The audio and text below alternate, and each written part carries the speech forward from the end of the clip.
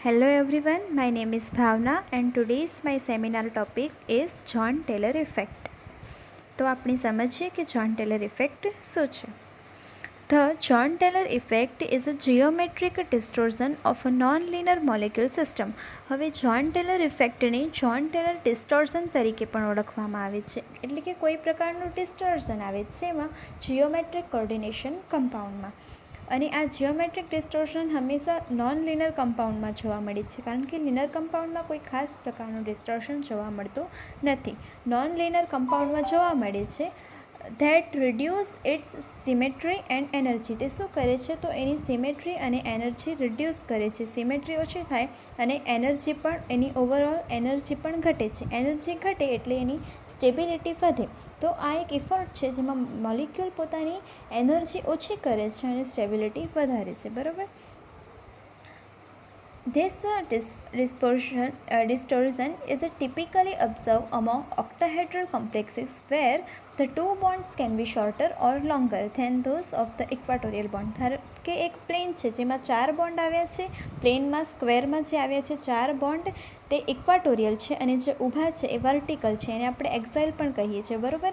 તો જે એક્ઝાઇલ બોન્ડ છે એ કાં તો ઇક્વાટોરિયલ કરતાં નાના હશે અથવા કાં તો મોટા હશે. કાં તો નાના હશે કાં તો મોટા હશે. આ ઇફેક્ટને શું કહે છે? Jahn Teller effect. હવે આપણે ઓક્ટાહેડ્રલ જીઓમેટ્રી તો આપણે સમજી જ છે, એટલે કે આપણે જોઈ જ છે. તો ફરીથી એકવાર જોઈ લઈએ. ધારો કે વચ્ચે મેટલ આયન આવેલું છે. બરાબર. અને એના આજુબાજુએ લિગેન્ડ્સ લાગેલા છે. 6 લિગેન્ડ્સ લાગેલા છે અને direction +x -x +y -y +z અને -z છે. બરાબર. હવે સપોઝ ઇલેક્ટ્રોન ડેન્સિટી આ બધી જ ડાયરેક્શનમાં સેમ છે. બધી જ ડાયરેક્શનમાં ઇલેક્ટ્રોન ડેન્સિટી સેમ છે એટલે એટ્રેક્શન પણ મેટલ અને લિગેન્ડ્સ વચ્ચે એટ્રેક્શન પણ સેમ જ થશે. હવે એટ્રેક્શન સેમ છે એટલે મેટલ અને લિગેન્ડ વચ્ચેની જે બોન્ડ લેન્થ છે એ પણ બધી જ ડાયરેક્શનમાં સેમ હશે. બરાબર. હવે બોન્ડ લેન્થ સેમ છે એટલે આપણે માની શકીએ કે +x જેટલી બોન્ડ લેન્થ હશે એટલી જ -x બાજુ હશે. જેટલી +y બાજુ હશે એટલી જ -y બાજુ. જેટલી +z બાજુ એટલી જ -z બાજુ. બરાબર. હવે મોલિક્યુલનું જે આ સ્ટ્રક્ચર મળે છે એને આઇડિયલ ઓક્ટાહેડ્રલ કહે છે. આ સ્ટ્રક્ચરને આઇડિયલ ઓક્ટાહેડ્રલ તરીકે ઓળખવામાં આવે છે.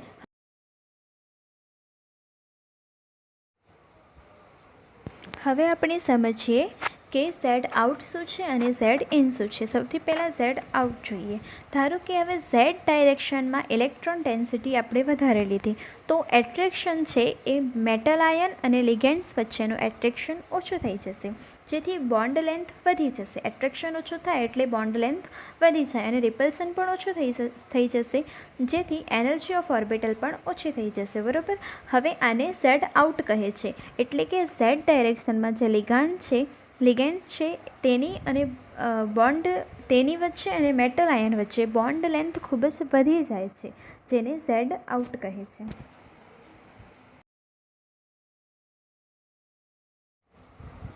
હવે આપણે સ્પ્લિટિંગ ઓફ ઓર્બિટલ જોઈએ.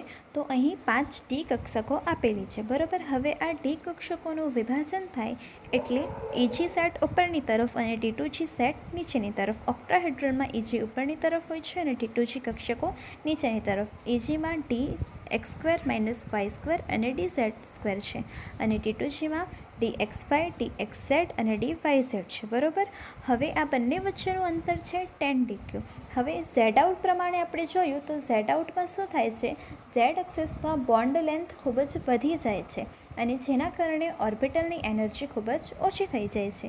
તો ઝેડવાળી જે ઓર્બિટલો હશે એ નીચલા સ્તરમાં ગોઠવાશે. બરાબર. તો ઇજીમાં જે પ્રમાણે જોવા મળે છે dz² નીચલા સ્તરમાં ગોઠવાય છે અને dx² - y² ઉપલા સ્તરમાં ગોઠવાય છે. એ જ પ્રમાણે T2Gમાં dyz અને dxz નીચે તરફ ગોઠવાય છે અને dxy ઉપરની તરફ ગોઠવાય છે.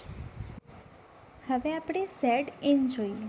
તો આપણે ઝેડ આઉટમાં કેવું કર્યું હતું, ઝેડ એક્સિસમાં ઇલેક્ટ્રોન ડેન્સિટી વધારતી હતી. હવે આપણે શું કરવું છે, એક્સ એક્સિસમાં અને વાય એક્સિસમાં ઇલેક્ટ્રોન ડેન્સિટી વધારી છે. બરાબર, તો ઇલેક્ટ્રોન ડેન્સિટી વધારી એટલે મેટલ અને લિગેન્ડ્સ જે એક્સ એક્સિસના અને વાય એક્સિસના લિગેન્ડ્સ છે એમની વચ્ચે અને મેટલ વચ્ચે શું થશે, તો ઇલેક્ટ્રોન ડેન્સિટી વધારી એટલે એટ્રેક્શન ઓછું થશે. હવે એટ્રેક્શન ઓછું થાય છે એટલે બોન્ડ લેન્થ વધશે અને રિપલ્શન ઓછું થશે એટલે એનર્જી ઓછી થશે. બરાબર, એટલે કે ડી વાય એક્સિસ અને ડી ઝેડ એક્સિસ છે એમની બોન્ડ લેન્થ ખૂબ જ વધી જાય છે, જેને આપણે ઝેડ ઇન તરીકે ઓળખીએ છીએ.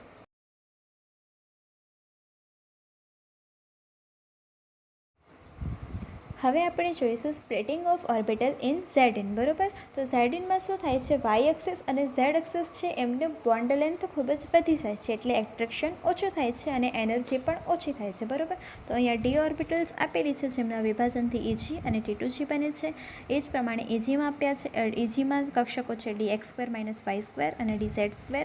T2Gમાં છે dxy, dyz અને dxz. બરાબર, હવે આપણે જોયું એ પ્રમાણે એક્સ એક્સિસ અને વાય એક્સિસ છે એમની એક્સ એક્સિસ અને વાય એક્સિસની એનર્જી ઝેડ એક્સિસ કરતાં ઓછી છે એટલે વિભાજનમાં શું થશે, તો એક્સ એક્સિસ અને વાય એક્સિસ નીચલા સ્તરોમાં ગોઠવાશે અને ઝેડ ઉપલા સ્તરોમાં. ઇજીમાં બતાવ્યું છે એ પ્રમાણે dx² અને y² નીચલી કક્ષકોમાં અને dz² ઉપર છે. એ જ પ્રમાણે T2Gમાં dxy નીચે હશે અને dxz અને yz ઉપરની કક્ષામાં હશે. બરાબર, હવે આપણે જોઈએ કે જ્હોન ટેલર ઇફેક્ટ કયા કિસ્સાઓમાં આપણે લાગુ પાડી શકીએ છીએ અને કયા કિસ્સાઓમાં લાગુ નથી પાડી શકતા. હવે if the electronic distribution in orbital is symmetrical, એટલે કે કાં તો ઓર્બિટલ હાફ ફિલ્ડ છે કાં તો ફુલ્લી ફિલ્ડ છે, તો એમાં જ્હોન ટેલર ઇફેક્ટ એબસન્ટ છે, એટલે કે એમાં જ્હોન ટેલર ઇફેક્ટ જોવા મળતી નથી. પરંતુ electron distribution in orbital is asymmetrical, એટલે કે અસિમેટ્રિકલ ડિસ્ટ્રીબ્યુશન થયું હોય ઓર્બિટલ્સમાં, તો એમાં આપણને જ્હોન ટેલર ઇફેક્ટ જોવા મળશે.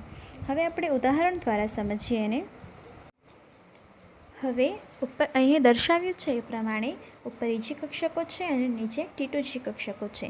હવે ઇજી કક્ષકો પણ અર્ધ ભરાયેલી છે અને T2G કક્ષકોમાં પણ એક ઇલેક્ટ્રોન આવેલો છે ત્રણેયમાં, એટલે કે એ પણ અર્ધ ભરાયેલી છે, એટલે કે હાફ ફિલ્ડ છે, એટલે એમાં પણ જ્હોન ટેલર ઇફેક્ટ જોવા મળશે નહીં. અને નીચેનું ઉદાહરણ છે એમાં પણ ઇજી કક્ષકો પણ સંપૂર્ણ ભરાયેલી છે અને T2G કક્ષકો પણ ફુલ્લી ફિલ્ડ છે, એટલે એમાં પણ આપણને જ્હોન ટેલર ઇફેક્ટ જોવા મળતો નથી.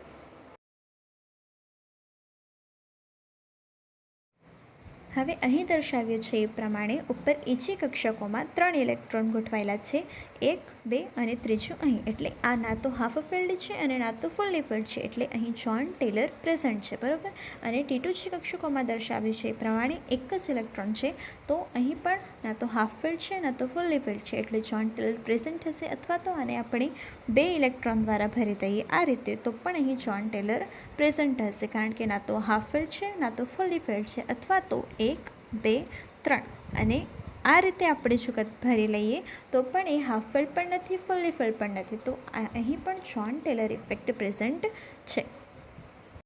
હવે આપણે સમજીએ કે સ્ટ્રોંગ જ્હોન ટેલર ઇફેક્ટ શું છે અને વીક જ્હોન ટેલર ઇફેક્ટ શું છે.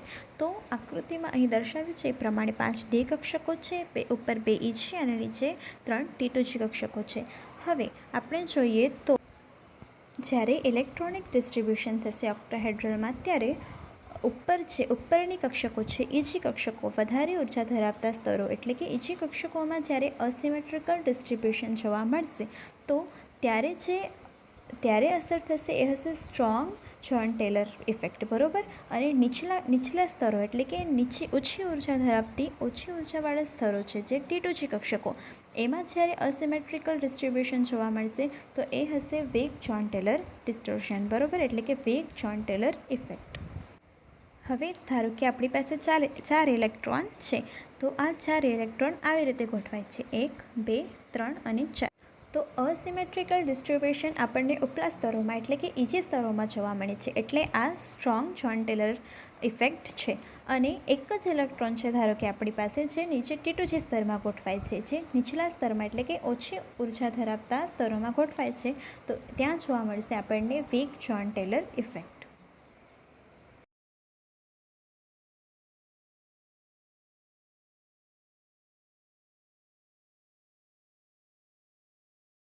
હવે આપણે ડિસ્ટ્રીબ્યુશન જોઈએ, બરાબર. તો T2 જે લેવલમાં પહેલાં જોઈએ તો આપણને ખબર છે T2 જે લેવલમાં 3 ઓર્બિટલ્સ હોય છે, બરાબર.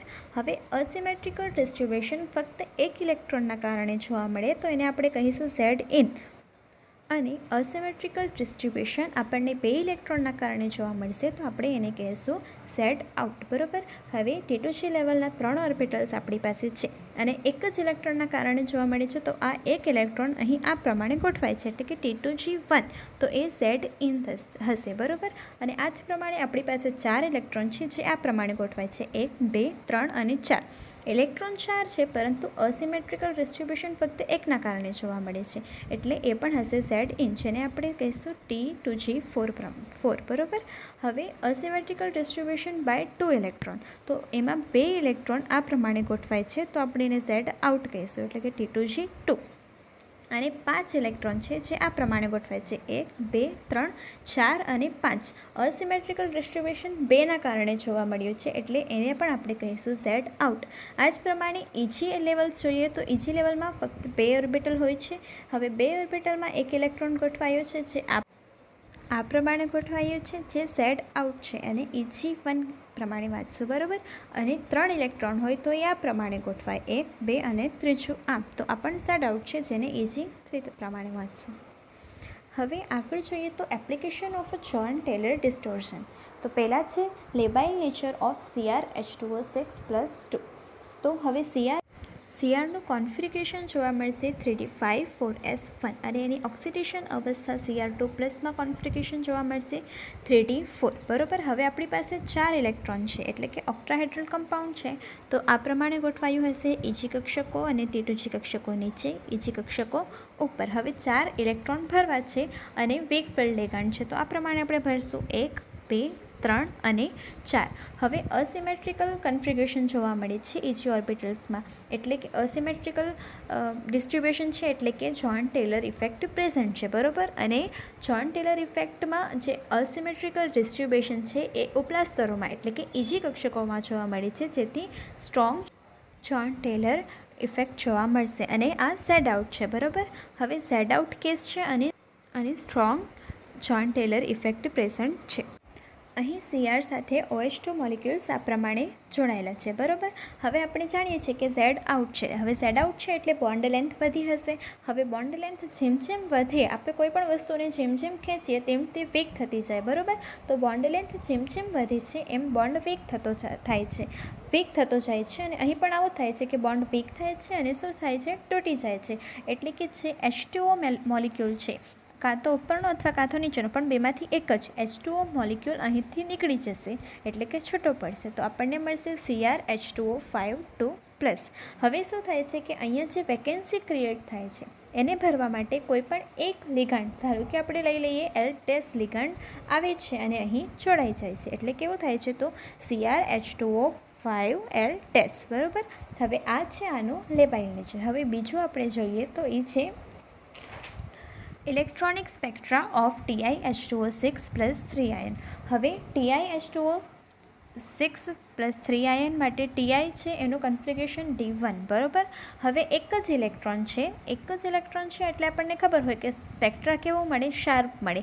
પણ અહીં શું થાય છે, એક જ ઇલેક્ટ્રોન હોવા છતાં પણ આપણને સ્પેક્ટ્રા બ્રોડ મળે છે. એ કેવી રીતે મળે છે એ આપણે જોશું, બરાબર. તો હવે ઇલેક્ટ્રોન છે એના સ્તરો આપણે નીચે દર્શાવ્યા છે. પહેલાં dxy, dxz, dyz, dx2 - y2 અને dz2, બરાબર. હવે એક જ ઇલેક્ટ્રોન છે જે નીચલા સ્તરમાં છે dxyમાં, બરાબર.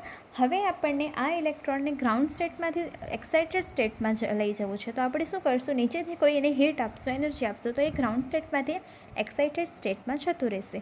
તો એ ગ્રાઉન્ડ સ્ટેટમાંથી એટલે કે dxyમાંથી અહીં પણ જઈ શકે છે, dxz અને dyzમાં પણ જઈ શકે છે, dx2 - y2માં પણ જઈ શકે છે, અને dz2માં પણ જઈ શકે છે, બરાબર. તો આના પર આધારિત છે કે આપણે એને કેટલી ઉર્જા આપીએ છીએ, બરાબર. હવે ધારો કે એ dxyમાંથી dxz અને dyzમાં જાય છે. તો આપણને આ પ્રકારનો સ્પેક્ટ્રા એક જોવા મળશે, બરાબર. અને અહીં આપણે જોઈએ તો dx² - y² અને dz² આ બંનેના એનર્જી લેવલ ઓલમોસ્ટ સેમ હોય છે. સાવ સેમ નથી હોતા, ઓલમોસ્ટ સેમ હોય છે. એટલે આ બંનેમાંથી એકમાં પણ જાય તો આપણે એને સ્પેક્ટ્રા આ પ્રમાણે દર્શાવીએ, બરાબર. એટલે 2 સ્પેક્ટ્રા થયા. હવે જે આ સ્પેક્ટ્રા બને છે બંને, એનું એનર્જી લેવલ, આ સ્પેક્ટ્રાનું પણ એનર્જી લેવલ ઓલમોસ્ટ સેમ છે. એટલે કે આ બંને સિગ્નલ છે એકબીજા સાથે જોડાઈ જાય છે. એટલે આપણને એક ઇલેક્ટ્રોન હોવા છતાં પણ અહીં શાર્પને બદલે બ્રોડ સ્પેક્ટ્રા મળે છે, બરાબર. શાર્પને બદલે બ્રોડ સ્પેક્ટ્રા કેમ મળે છે TiH2O6 + 3 આયનમાં, એ આપણે અહીં સમજાવ્યું જ્હોન ટેલર ઇફેક્ટ દ્વારા. આઈ હોપ તમને બધાને આ ટૉપિકમાં સમજાઈ ગયું હશે. Thank you.